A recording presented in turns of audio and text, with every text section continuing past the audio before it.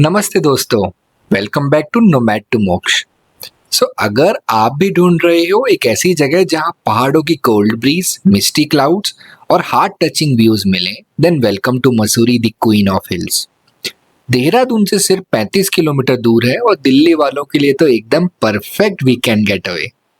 यहाँ आपको मिलेगा केम्प्टी फॉल्स का थ्रिल, माल रोड का हसल, लंडोर की शांति और जॉर्ज एवरेस्ट से किलर पैनोरामिक व्यूज।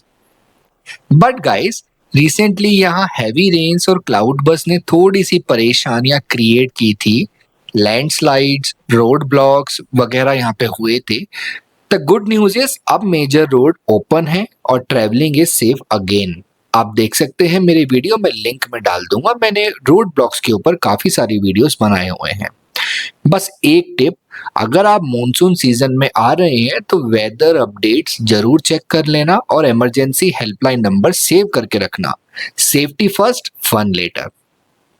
इस वीडियो में हम एक्सप्लोर करने वाले हैं how to reach Mussoorie, best season कौन सा होगा मसूरी में जाने का, टॉप अट्रैक्शंस क्या क्या हैं, कहाँ कहाँ आप अच्छा खाना खा सकते हैं, बजट फ्रेंडली स्टेज कहाँ पे आपको देखने के लिए मिलेंगे। बेसिकली एक कंप्लीट मसूरी ट्रैवल गाइड होने वाली है ये। तो बने रहे हमारे व्लॉग में और मैं आपको दिखाने वाला हूँ बहुत सारी इंपॉर्टेंट इन्फॉर्मेशन अगर आप ट्रैवल करने का प्लान बना रहे हैं मसूरी। सबसे पहले हम बात करते हैं कि मसूरी पहुंचा कैसे जाए। जो सबसे इम्पॉर्टेंट और सबसे आसान साधन लगता है, बट हाँ एक्सपेंसिव तो वो होता है ज़रूर, वो है हवाई जहाज। मसूरी देहरादून डिस्ट्रिक्ट में आता है और देहरादून से मात्र 35 किलोमीटर की दूरी पर है। बट एक चीज़ का ध्यान रखें, अगर आप हवाई जहाज से आ रहे हैं दिल्ली से या फिर किसी भी और डेस्टिनेशन से, तो यहाँ पे कुछ ही फ्लाइट्स फ्लाई करती हैं। दिल्ली से 4 से 5 फ्लाइट्स पर डे की हैं, बट उसके अलावा अगर आप बेंगलोर, मुंबई, चेन्नई, कोलकाता, लखनऊ की बात करते हैं तो once in a week, 2 in 1 week ऐसे करके फ्लाइट्स यहाँ पे आती हैं। बट हाँ, हवाई अड्डा यहाँ पे अवेलेबल है, बहुत छोटा हवाई अड्डा है। हवाई अड्डे से डायरेक्टली आप मसूरी जा सकते हैं। बेस्ट ऑप्शन रहता है आपको टैक्सी करने का, जो आपसे चार्ज करेगा लगभग 3,500 से 4,000 रुपये नॉन पीक सीजन में। पीक सीजन के जो रेट हैं वो 7 और 8,000 तक चले जाते हैं। उसके अलावा भी एयरपोर्ट से चीपेस्ट वे में मसूरी कैसे पहुंचा जाए उसके लिए मैंने एक वीडियो में डिस्क्रिप्शन डाल दिया है। मैंने बहुत डिटेल में देहरादून एयरपोर्ट के बारे में वीडियो बना रखा है, आप उसके लिंक क्लिक कर सकते हैं। मैं यहाँ पे उसकी डिटेल दूंगा तो वीडियो लंबा हो जाएगा। अब बात करते हैं सेकेंड मोस्ट कन्वीनियंट मेथड की, और वो है ट्रेन। देहरादून तक मोस्टली जो ट्रेन हैं वो प्लाई करती हैं। हरिद्वार से होती हुई देहरादून की तरफ ट्रेन आती हैं। हरिद्वार से देहरादून का डिस्टेंस जो है वो लगभग 70 किलोमीटर और 2 घंटे की दूरी है। देहरादून रेलवे स्टेशन से बाहर निकलते ही आपको देखने के लिए मिलेंगी मसूरी में जाती हुई बसेस, क्योंकि वहीं पे है पर्वतीय बस डिपो। वहाँ से आप बस लेकर के सीधा मसूरी जा सकते हैं। सुबह 6 बजे से लेके और रात के 6 बजे तक, शाम के 6 बजे तक आपको हर आधे घंटे में बसेस प्लाई करती हुई दिखाई देंगी। उसका चार्ज होता है 80 रुपये और सीधा आपको माल रोड, लाइब्रेरी चौक या पिक्चर पैलेस पे वो आपको छोड़ती हैं। बात करते हैं कि अब बस से कैसे पहुंचा जाए मसूरी, क्योंकि वो सबसे कन्वीनियंट मेथड लगता है काफ़ी लोगों को। देखिए, दिल्ली से हर आधे घंटे में बसेस चलती हैं और वो डायरेक्टली पहुंचती हैं देहरादून, जिसका जो चार्ज लगता है वो लोकल बसेस में 320 रुपये और भी रेड बस जैसी बहुत सारी एप्लीकेशन है जिसके थ्रू आप यहाँ पे आ सकते हैं। एसी बसेस भी आपको दिन में 15 से 16 और रात को 10 से 12 देखने के लिए मिलेंगी सीधा देहरादून। दिल्ली से देहरादून का जो डिस्टेंस है वो लगभग 280-270 किलोमीटर के करीब पड़ता है। वो डिपेंड करता है कि वो हरिद्वार से घुमा करके लेके आ रहे हैं कि मुजफ्फरनगर के रूट से लेके आ रहे हैं। 3 से 4 रूट्स इस समय पे अवेलेबल है दिल्ली से देहरादून आने के लिए। सबसे बेस्ट मेथड जो होता है वो आप रात की बस पकड़े वहाँ से 10-11 बजे दिल्ली से, और सुबह को 5-6 बजे अर्ली मॉर्निंग में आप देहरादून पहुंच सकते हैं। अब अगर आपको देहरादून आईएसबीटी पे जब आप उतरेंगे और आपको मसूरी की तरफ जाना है तो आपको वहां से एक टैक्सी करके आपको जाना पड़ेगा दूसरे बस अड्डे पे जो अंदर 5 किलोमीटर अंदर है। उसके जाने के भी अलग अलग साधन अवेलेबल हैं, आप 10 रुपये में भी जा सकते हैं वहाँ पे, टैक्सी करने की ज़रूरत नहीं। उसकी डिटेल वीडियो देखने के लिए मैं आपको डिस्क्रिप्शन में लिंक डाल दूंगा, आप उसको क्लिक करके देख सकते हैं। तो आप जब पर्वतीय बस अड्डे पे आएंगे वहाँ से आपको बसेस मिलेंगी और डायरेक्टली आपको मसूरी उतार देंगी। अब बात कर लेते हैं, अगर आप अपने प्राइवेट व्हीकल से आ रहे हैं तो जो ज़्यादातर जनता जो आती है, जो टूरिस्ट आते हैं वो आते हैं दिल्ली से। दिल्ली से आपके 3 से 4 रूट्स अवेलेबल हैं। जो शॉर्टेस्ट रूट है अभी अभी मैंने ट्रैवल किया है वो है बागपत, बड़ौत, थाना भवन, शामली, सहारनपुर बाईपास करते हुए छुटमलपुर, बिहारीगढ़ से देहरादून की तरफ। ये सबसे शॉर्टेस्ट रूट है, 240 किलोमीटर पड़ता है और इसमें 4.5 से 5 घंटे का डिस्टेंस लगता है। अगर मैं नॉर्थ दिल्ली से शुरू करूं, साउथ दिल्ली या गुड़गांव जगहों से आ रहा हूं तो 1 घंटे का आप और उसमें ऐड कर सकते हैं। हल्का फुल्का ट्रैफिक आपको देखने के लिए मिलेगा और रोड अच्छी कंडीशन में है। बागपत, बड़ौद तक आपको थोड़े से गड्ढे सड़क पे देखने के लिए मिलेंगे, बट आगे कंडीशन अच्छी है।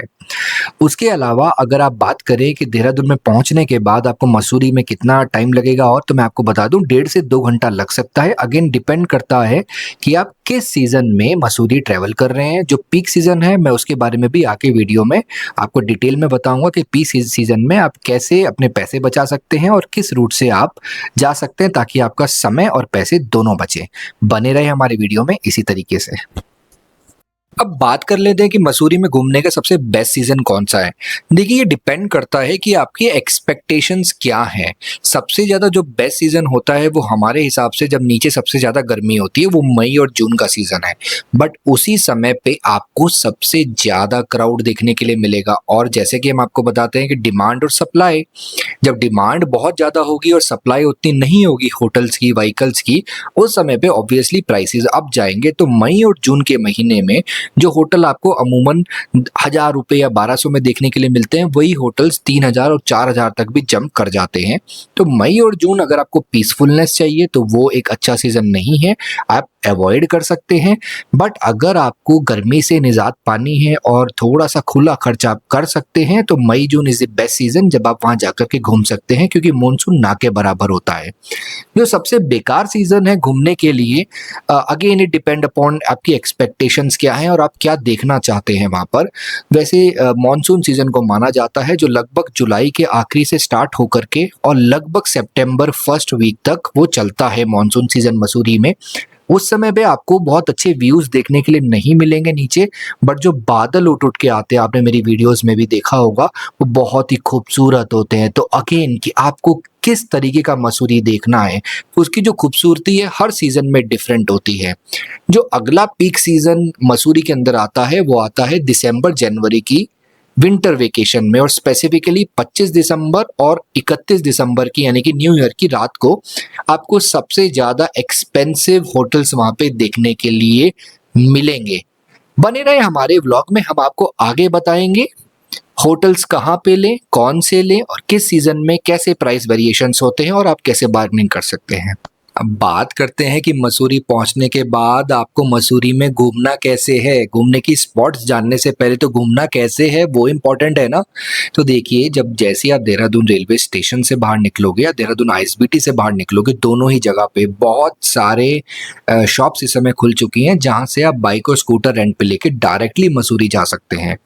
हार्डली 200 से 300 रुपए का तेल लगता है मसूरी जाने में, स्कूटर या बाइक पे, अब डिपेंड करता है। अगर आप स्पोर्ट्स बाइक लेंगे तो शायद थोड़ा सा ज़्यादा पेट्रोल लग सकता है। आपको 700-800 रुपए में स्कूटी रेंट पे मिल जाएगी।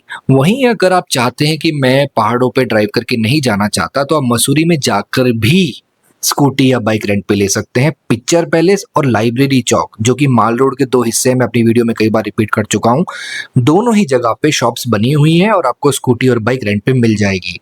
मेरे हिसाब से सबसे बेस्ट तरीका, अगर आप कपल हैं, आपके साथ एक छोटा बच्चा है, तो बेस्ट तरीका है स्कूटी आप रेंट पे ले लीजिए।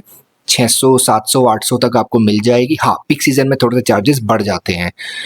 स्कूटी में सामान भी अंदर आ जाता है, तो फैमिलीज, छोटी फैमिलीज के लिए वो काफ़ी अच्छा और कन्वीनियंट रहता है। और जितने भी डेस्टिनेशन स्पॉट्स मैं आपको बताने वाला हूँ वो लगभग 10 किलोमीटर से 12 किलोमीटर के रेडियस में है मसूरी से। तो आपको जो घूमना होता है ना वो थोड़ा इजी बन जाता है अपने पर्सनल व्हीकल पे, और स्कूटी छोटे छोटे जगहों पे भी निकल के जा सकती है, जबकि आपकी प्राइवेट व्हीकल या टैक्सीज को आपको 1 किलोमीटर 3 किलोमीटर पैदल आपको पार्क करना पड़ता है। तो ये तो होगी स्कूटी की खूबियाँ।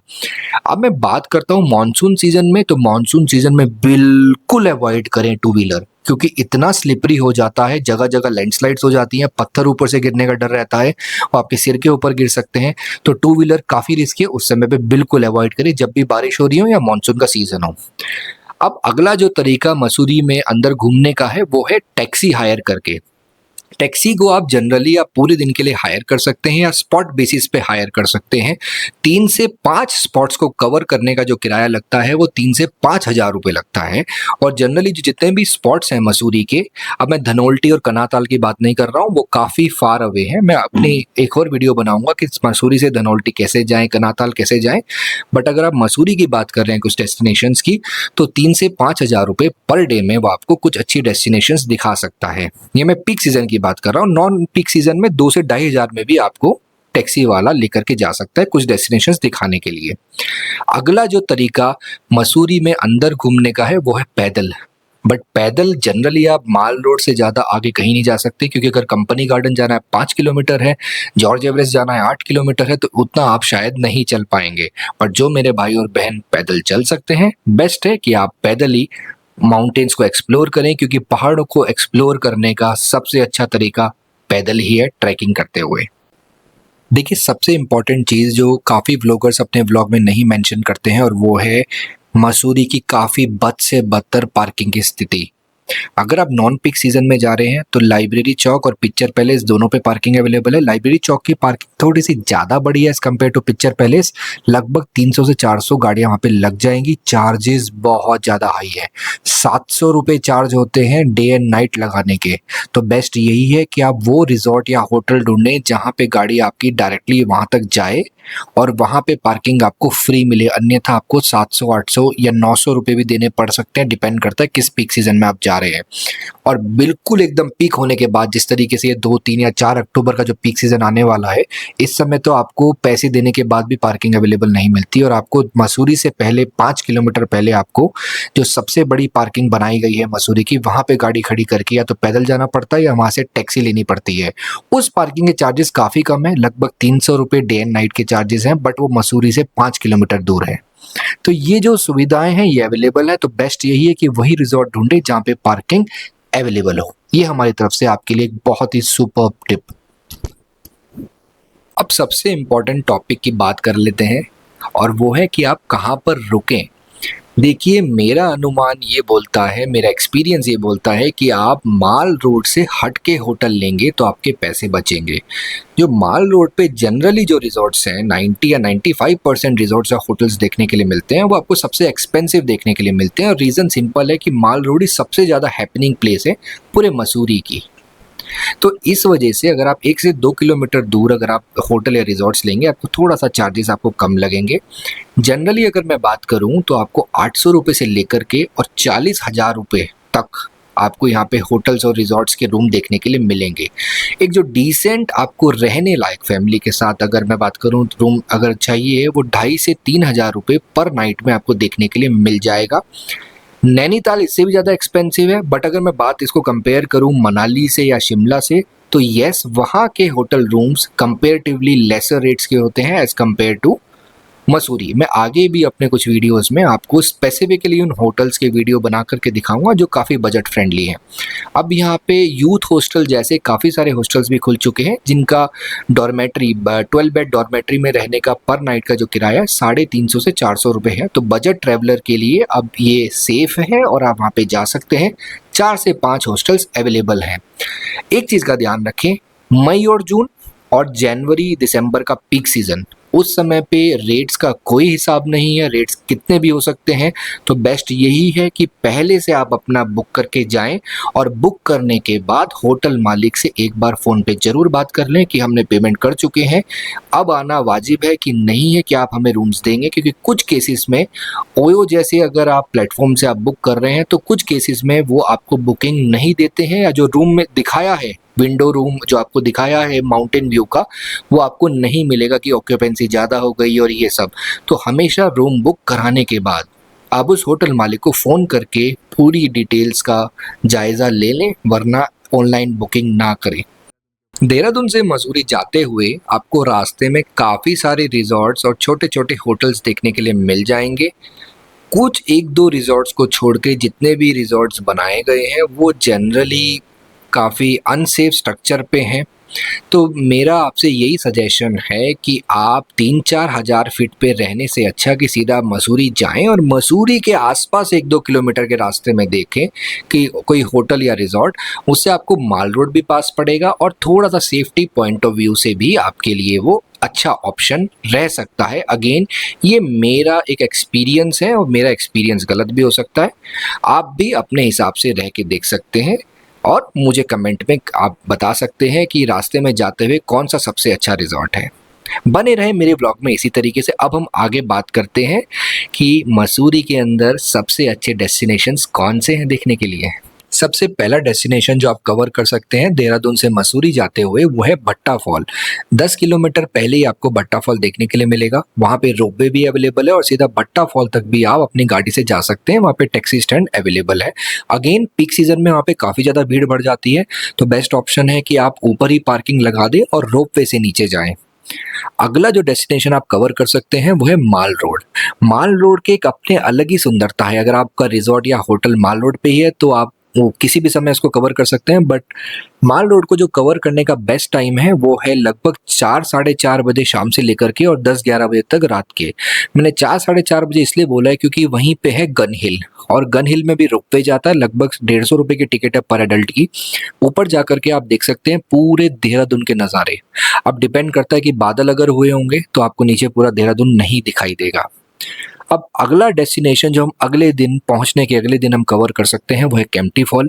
केम्प्टी फॉल एक बहुत ही जाना माना केम्प्टी फॉल है, एक बहुत जाना माना नेचुरल वाटरफॉल है जो कई सदियों से मुझे लगता है कि हमारे पेरेंट्स के टाइम से वो चलता हुआ आ रहा है। अब कुछ जेनजी पॉपुलेशन आने के बाद और समय बदलने के बाद केम्प्टी फॉल पे उतनी भीड़ अब जाती नहीं है और भी बहुत सारी चीज़ें मसूरी में आपको देखने के लिए मिलेंगी। केम्प्टी फॉल को कवर करने में लगभग आधा दिन का समय लगेगा क्योंकि वो 16 से 17 किलोमीटर आपका वहाँ से पड़ता है मसूरी से। केम्प्टी फॉल के बाद आप अगले डेस्टिनेशन पे जा सकते हैं जॉर्ज एवरेस्ट और क्लाउड एंड। दोनों की अपनी ही खूबसूरती है। इनके बारे में बहुत डिटेल्ड वीडियो मैंने बनाई है, आप डिस्क्रिप्शन में जाकर के लिंक क्लिक कर सकते हैं। उसके अलावा जो काफ़ी खूबसूरत चीज़ें हैं मसूरी में देखने के लिए है, उनमें से है एक company garden, Buddha temple, Landour बाज़ार जैसी इतनी सारी चीज़ें वहाँ पे आपको देखने के लिए मिलेगी और इसके लिए मैं एक डिटेल वीडियो बनाने वाला हूँ जहाँ पे आपको 3 डेज़ और 4 डेज़ इटिनरी में आप डालूंगा और उसमें पूरा डिटेल वर्णन मैं करूँगा कि उनकी पार्किंग कैसी है, कितने चार्जेस लगने वाले हैं। तो आप उस वीडियो का इंतज़ार कीजिए, आपको बहुत जल्दी वो वीडियो देखने के लिए मिलेगी। सबसे आखिरी में एक बहुत ही इंपॉर्टेंट टिप आपके लिए कि मसूरी जाने के लिए क्या रजिस्ट्रेशन की ज़रूरत होगी?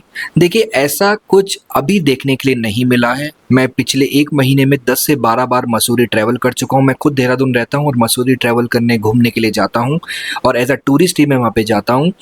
मैं काफ़ी होटल्स में भी रुका हूँ, मेरे से कोई रजिस्ट्रेशन नहीं मांगा गया है, ना ही ऐसा कोई यहाँ के लोकल न्यूज़पेपर में या कहीं पे भी ऐसा मेंशन है। तो अभी के लिए किसी रजिस्ट्रेशन की ज़रूरत नहीं है। जो जनरली जो ये इस तरह के रजिस्ट्रेशंस ओपन होते हैं वो होते हैं पीक सीज़न में। मई जून का महीना हो चुका है, पार्किंग फुल हो चुकी है और उसके अलावा भी आपको ये देखने के लिए मिलेंगे दिसंबर जनवरी के सीज़न में, खास करके न्यू ईयर के दिन। तब बिल्कुल गाड़ियाँ पैक हो जाती हैं, ऊपर गाड़ियाँ खड़ी करने की जगह नहीं मिलती। तो उन जगहों पे उन सीजन्स में या उन कुछ स्पेसिफिक डेट्स पे आपको ये सब एडवाइजरीज देखने के लिए मिलती हैं जो कि टेम्परेरी बेसिस पे होती हैं। परमानेंट बेसिस पे ऐसी कोई एडवाइजरी अभी के लिए तो नहीं है। आप freely as a tourist, as a budget traveller आप जा सकते हैं और किसी भी रिजॉर्ट में जा करके आप स्टे कर सकते हैं अपनी वैलिड आईडीज दे करके। तो दोस्तों इस वीडियो में हमने कोशिश की कि आप किस तरीके से मसूरी पहुंच सकते हैं, कहां पे आप स्टे कर सकते हैं और कौन कौन सी डेस्टिनेशंस आप कवर कर सकते हैं, आपका पैसा कैसे बच सकता है। इस तरह की चीज़ें मैंने आपको डिटेल में इसमें बताई हैं और भी इटिनरी से रिलेटेड के 3 दिन 4 दिन अगर आप विजिट करना चाहते हैं मसूरी, कौन कौन सी डेस्टिनेशंस आप देखेंगे उसको डिटेल्ड में बनाने के लिए मैं एक और वीडियो तैयार कर रहा हूँ। आप मेरे चैनल से बने रहिए और अगर आपने अभी तक सब्सक्राइब नहीं किया है तो I do request you please जाइए सब्सक्राइब कीजिए और नोटिफिकेशन बेल को दबाइए। और सबसे ज़रूरी चीज़, आप लोग यहाँ पे आ रहे हैं एज अ टूरिस्ट आ रहे हैं, सो आपसे यही रिक्वेस्ट है कि सैंक्टिटी मेंटेन रखें। यहाँ आए तो पीसफुलनेस ढूंढे, हुड़दंगपना पहाड़ों में मत मचाएं। ऐसा टूरिस्ट हमें नहीं चाहिए। हमें चाहिए कि आप आएँ और इसका आनंद लीजिए और आने के बाद आप पूरा रेजुविनेट होने के बाद आप अपने घर लौटिए। थैंक यू सो मच हमारा व्लॉग देखने के लिए। इसी तरीके से हमें प्यार देते रहिए।